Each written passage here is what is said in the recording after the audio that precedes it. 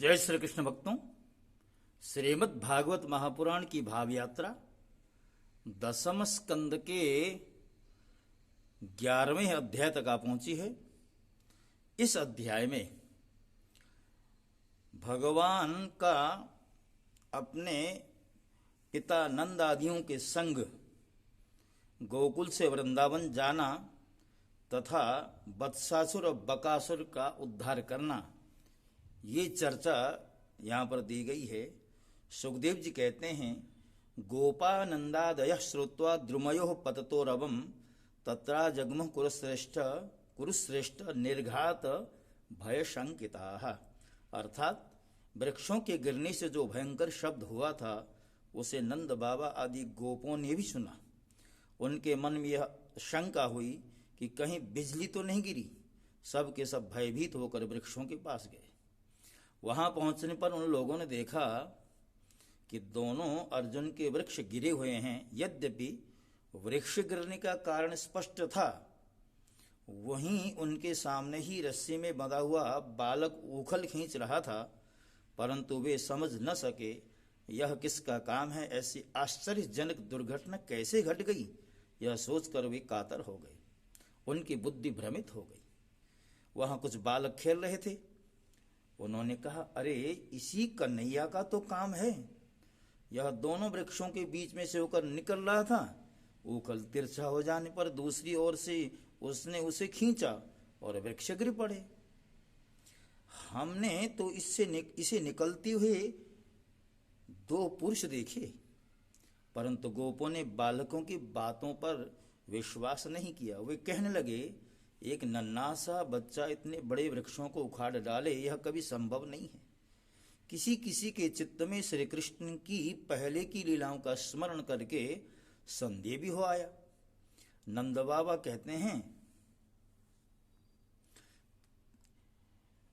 उनका प्राणों से प्यारा बच्चा रस्सी से बंधा हुआ उखल घसीटता जा रहा है। वे हंसने लगे और जल्दी से जाकर उन्होंने रस्सी की गांठ खोल दी। सर्वशक्तिमान भगवान कभी कभी गोपियों के हुसलान से साधारण बालकों के समान नाचने लगते, कभी भोले भाले अनजान बालक की तरह गाने लगते। वे उनके हाथ की कठपुतली उनके सर्वथा अधीन हो गए। वे कभी उनकी आज्ञा से पीढ़ा ले आते तो कभी दुसेरी आदि तौलने के बटखरे उठा लेते, कभी खड़ाऊ ले आते तो कभी अपने प्रेमी भक्तों को आनंदित करने के लिए पहलवानों की भांति ताल ठोकने लगते। तो इस प्रकार सर्वशक्तिमान भगवान अपनी बाल लीलाओं से ब्रजवासियों को आनंदित करते और संसार में जो लोग उनके रहस्य को जानने वाले हैं उनको यह दिखलाते कि मैं अपने सेवकों के वश में हूं। एक दिन कोई फल बेचने वाली आकर पुकार उठी, फल ले लो, फल ले लो। यह सुनते ही समस्त कर्म और उपासनाओं के फल देने वाले भगवान अच्युत फल खरीदने के लिए अपनी छोटी सी अंजुली में अनाज लेकर के दौड़ पड़े। उनकी अंजुली में से अनाज तो रास्ते में ही बिखर गया, पर फल बेचने वाले ने उनके दोनों हाथ फल से भर दिए। इधर भगवान ने भी उसकी फल रखने वाली टोकरी रत्नों से भर दी। तदनंतर एक दिन यमलार्जुन वृक्ष को तोड़ने वाले श्री कृष्ण और बलराम बालकों के साथ खेलते खेलते यमुना तट पर पहुंच गए। खेल में ही रम गए। तब रोहिणी देवी ने उन्हें पुकारा, ओ कृष्ण, ओ बलराम, जल्दी आओ। परंतु रोहिणी की पुकारने पर भी वे आए नहीं, क्योंकि उनका मन तो खेलने में लगा था। जब बुलाने पर भी वे दोनों बालक नहीं आए, तब रोहिणी जी ने वात्सल्य स्नेहमयी यशोदा जी को भेजा। कृष्ण और बलराम ग्वाल बालकों के साथ बहुत देर से खेल रहे थे। यशोदा जी ने जाकर उन्हें पुकारा। उस समय पुत्र के प्रति वात्सल्य स्नेह के कारण उनके स्तनों में दूध चुआ जा रहा था। वे जोर जोर से पुकारने लगी, मेरे प्यारे कन्हैया, ओ कृष्ण, कमल नयन, श्याम सुंदर, बेटा आओ, अपनी माँ का दूध पियो। खेलते खेलते थक गए हो पुत्र, अब बस करो, देखो तो सही तुम भूख से दुर्बल हो रहे हो। मेरे प्यारे बेटा राम, तुम तो समूचे कुल को आनंद देने वाले हो। अपने छोटे भाई को लेकर जल्दी से आ जाओ। देखो भाई, आज तुमने बहुत सवेरे कलेवा किया था, अब तो तुम्हें कुछ खाना ही चाहिए। पुत्र बलराम ब्रजाज भोजन करने के लिए बैठ गए हैं, परंतु अभी तक तुम्हारी बाट देख रहे हैं। आओ, अब हमें आनंदित करो। अब तुम लोग भी अपने अपने घर जाओ। बालकों से कह रहे हैं, बच्चों अब कृष्ण बलराम को अपने घर आने दो, और बाकी के सब जो ग्वाल बाल हो आप लोग अपने अपने घर को चले जाओ। पुत्र देखो तो सही, तुम्हारा एक एक अंग धूल से लथपथ हो रहा है। आओ जल्दी से स्नान कर लो, आज तुम्हारा जन्म नक्षत्र है। पवित्र होकर ब्राह्मणों को गोदान करो। देखो, तुम्हारे साथियों को उनकी माताओं ने नहला धुला कर मींज पोछ कर कैसे सुंदर सुंदर गहने पहना दिए। अब तुम भी नहा धोकर खा पी कर पहन ओढ़ कर तब खेलना। राजन, माता यशोदा का संपूर्ण मन प्राण प्रेम बंधन से बंधा हुआ था। वे चराचर जगत के शिरोमणि भगवान को अपना पुत्र समझती और इस प्रकार कहकर एक हाथ से बलराम तथा दूसरे हाथ से श्री कृष्ण को पकड़कर अपने घर ले जाती। इसके पश्चात उन्होंने पुत्र के मंगल के लिए जो कुछ करना था वह बड़े प्रेम से किया। जब नंद बाबा आदि बड़े बूढ़े गोपों ने देखा कि महावन में तो बड़े बड़े उत्पात होने लगे हैं, तब वे लोग इकट्ठे होकर अब ब्रजवासियों को क्या करना चाहिए इस विषय पर विचार करने लगे। उनमें से एक गोप का नाम था उपनंद। वे अवस्था में तो बड़े थे ही, ज्ञान में भी बड़े थे।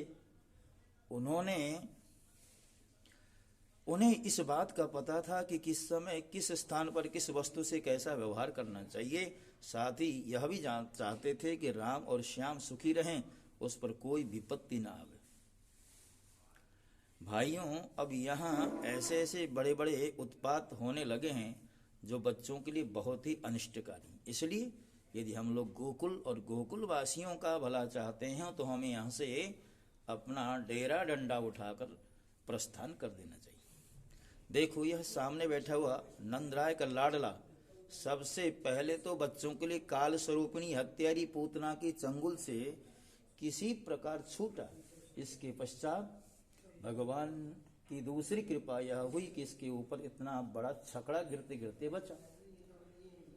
बवंडर रूपधारी दैत्य ने तो इसे आकाश में ले जाकर बड़ी भारी विपत्ति अर्थात मृत्यु के मुख में डाल दिया था, परंतु वहां से अब जब वह चट्टान पर गिरा तब भी हमारे कुलदेव के कुल के देवेश्वरों ने इसकी रक्षा की। यमलार्जुन वृक्षों के गिरने के समय उनके बीच में आकर भी या और कोई बालक न मरा। इससे भी यह समझना चाहिए कि भगवान ने हमारी रक्षा की। इसलिए जब तक कोई बहुत बड़ा अरिष्ट हमें और हमारे ब्रज को नष्ट न कर दे, तब तक ही हम लोग अपने बच्चों को लेकर अनुचरों के साथ यहाँ से अन्यत्र चलें। वृंदावन नाम का एक वन है, उसमें छोटे छोटे और भी बहुत से नए नए हरे हरे वन हैं। वहाँ बड़ा ही पवित्र पर्वत, घास और हरी भरी लता वनस्पतियां हैं। हमारे पशुओं के लिए तो वह बहुत ही हितकारी। गोप गोपी और गायों के लिए वह केवल सुविधा का ही नहीं, सेवन करने योग्य स्थान है। सो यदि तुम सब लोगों को यह बात जचती हो तो आज ही हम लोग वहां के लिए कूच कर दें, देर न करें, गाड़ी छकड़ी जोतें और पहले गायों को जो हमारी एकमात्र संपत्ति हैं वहां भेज दें। उपनंद की बात सुनकर सभी गोपों ने एक स्वर से कहा, बहुत ठीक, बहुत ठीक। इस विषय में किसी का भी मतभेद न था। सब लोगों ने अपनी झुंड की झुंडी गायें इकट्ठी की और छकड़ों पर घर की सब सामग्री लाद कर वृंदावन की यात्रा की। राजन, ग्वालों ने बूढ़ों, बच्चों, स्त्रियों और सब सामग्रियों को छकड़ों पर चढ़ा दिया और स्वयं उनके पीछे पीछे धनुष बाण लेकर बड़ी सावधानी से चलने लगे। उन्होंने गौ और बछड़ों को तो सबसे आगे कर लिया और उनके पीछे पीछे सिंगी और तुरही जोर जोर से बजाते हुए चले। उनके साथ ही साथ पुरोहित लोग भी चल रहे थे। गोपियां अपने अपने वक्षस्थल पर नई केसर लगाकर सुंदर सुंदर वस्त्र पहनकर गले में सोने के हार धारण किए हुए रथों पर सवार थी और बड़े आनंद से भगवान श्री कृष्ण की लीलाओं की गीत गाती जाती। यशोदा रानी और रोहिणी जी भी वैसे ही सज धज कर अपने अपने प्यारे पुत्र श्री कृष्ण तथा बलराम के साथ एक छकड़े पर शोभायमान हो रही थी। वे अपने दोनों बालकों की तोतली बोली सुन सुनकर भी अघाती न थी। वृंदावन वन बड़ा ही सुंदर वन है, चाहे कोई भी ऋतु हो वहां सुख ही सुख है। उसमें प्रवेश करके ग्वालों ने अपने छकड़ों को अर्धचंद्राकार मंडल बांधकर खड़ा कर दिया और अपने गोधन के रहने योग्य स्थान बना लिया। राजन, वृंदावन का हरावरा वन अत्यंत मनोहर गोवर्धन पर्वत और यमुना नदी के सुंदर सुंदर पुलिनों को देखकर भगवान श्री कृष्ण और बलराम जी के हृदय में उत्तम प्रीति का उदय हुआ। राम और श्याम दोनों ही अपनी तोतली बोली और अत्यंत मधुर बालोचित लीलाओं से गोकुल की ही तरह वृंदावन में भी ब्रजवासियों को आनंद देते रहे।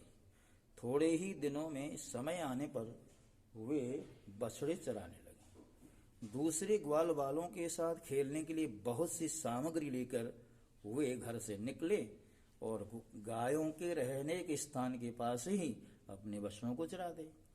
श्याम और राम कहीं बांसुरी बजा रहे हैं तो कहीं गुलेल या ढेल बांस से ढेले या गोलियां फेंक रहे हैं। किसी समय अपने पैरों के घुंघरूं पर तान छेड़ रहे हैं तो कहीं बनावटी गाय और बैल बन करके खेल रहे हैं। एक और देखिए तो सांड बनकर हकड़ते हुए आपस में लड़ रहे हैं तो दूसरी ओर मोर, कोयल, बंदर आदि पशु पक्षियों की बोलियां निकाल रहे हैं।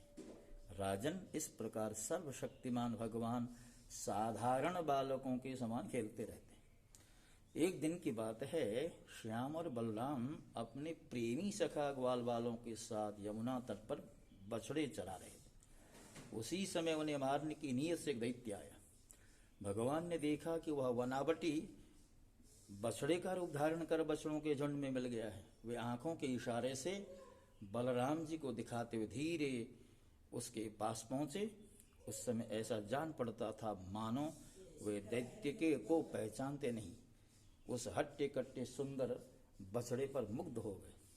भगवान श्री कृष्ण ने पूंछ के साथ उसके दोनों पिछले पैर पकड़कर आकाश में घुमाया और मर जाने पर कैद के वृक्ष पर पटक दिया।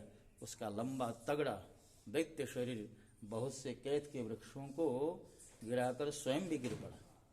यह देखकर ग्वाल बालों के आश्चर्य की सीमा न रही। वे वाह वाह करके प्यारे कन्हैया की प्रशंसा करने लगे। देवता भी बड़े आनंद से फूलों की वर्षा करने लगे। राजन, जो सारे लोकों के एकमात्र रक्षक हैं, वे ही श्याम और बलराम अब वत्सपाल अर्थात बछड़ों के चरवाए बने हुए हैं। वे तड़के ही उठकर कलेवी की सामग्री ले लेते और बछड़ों को चराते हुए एक वन से दूसरे वन में घूमते। एक दिन की बात है, सब ग्वाल वाल अपने झुंड के झुंड बछड़ों को पानी पिलाने के लिए जलाशय के तट पर ले गए। उन्होंने पहले बछड़ों को जल पिलाया, फिर स्वयं भी जल पिया। ग्वाल वालों ने देखा कि वहां एक बहुत बड़ा जीव बैठा हुआ है। वह ऐसा मालूम पड़ता था मानो इंद्र के वज्र से कटकर कोई पहाड़ का टुकड़ा गिरा हो। ग्वाल बाल उसे देखकर डर गए। वह बक नाम का एक बड़ा भारी असुर था जो बगुले का रूप धारण करके वहां आया था। उसकी चोंच बड़ी तीखी थी और वह स्वयं बड़ा बलवान था। उसने झपट कर श्री कृष्ण को निगल लिया। जब बलराम आदि बालकों ने देखा कि वह बड़ा भारी बगुला श्री कृष्ण को निगल गया है,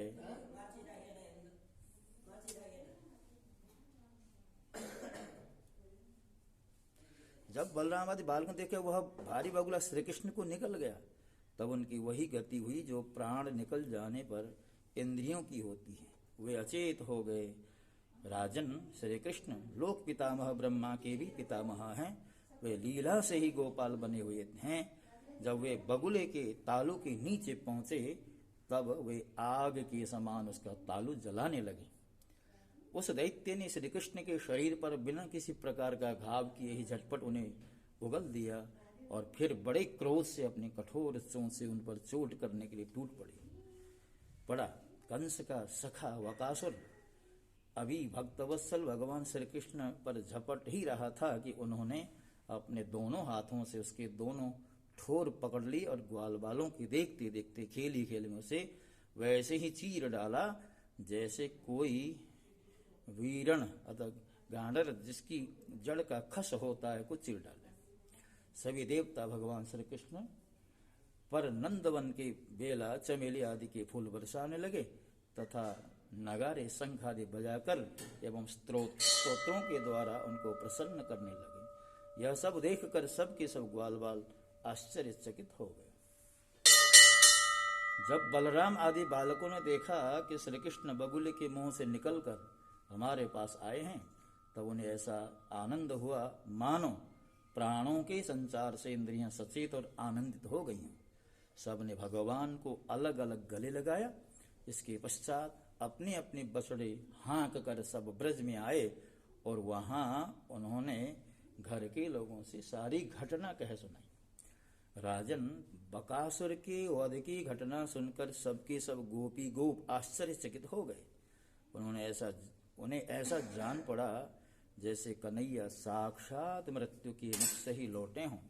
वे बड़ी उत्सुकता, प्रेम और आदर से श्री कृष्ण को निहारने लगे। उनके नेत्रों की प्यास बढ़ती ही जाती थी, किसी प्रकार उन्हें तृप्ति न होती थी। वे आपस में कहने लगे, हाय हाय, यह कितने आश्चर्य की बात।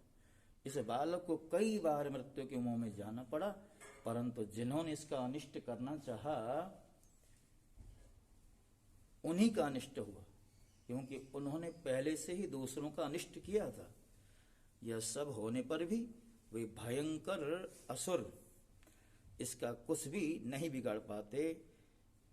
आते हैं इसे मार डालने की नियत से, किंतु आग पर गिर कर पतंगों की तरह उल्टे स्वयं स्वाहा हो जाते हैं। सच है, ब्रह्मवित्त महात्माओं के वचन कभी झूठे नहीं होते। देखो ना, महात्मा गर्गाचार्य ने जितनी बातें कही थी सब की सब 16 आने ठीक उतर रही हैं। नंद बाबा आदि गोपगण इसी प्रकार बड़े आनंद से अपने श्याम और राम की बातें किया करते। वे उनमें इतने तन्मय रहते कि उन्हें संसार के दुख संकटों का कुछ भी न पता चलता। इसी प्रकार श्याम और बलराम ग्वाल बालों के साथ अपनी आंख मिचौनी खेलते तो कभी पुल बांधते और कभी बंदरों की भांति उछलते कूदते तो कभी और कोई विचित्र खेल करते। इस प्रकार के बालोचित खेलों से उन दोनों ने ब्रज में अपनी बाल्यावस्था व्यतीत की। भक्तों, इसी के साथ साथ आज की जो श्रृंखला है इसी अध्याय के साथ साथ विश्राम लेती है। और जैसा कि मैं आपसे बार बार निवेदन करता हूं, अनुरोध करता हूं, चैनल को सब्सक्राइब स्वयं भी करें, अन्यों से भी कराएं। इन्हीं शब्दों के साथ आपसे विदा होता हूं। जय श्री कृष्ण। ओम नमो भगवते वासुदेव।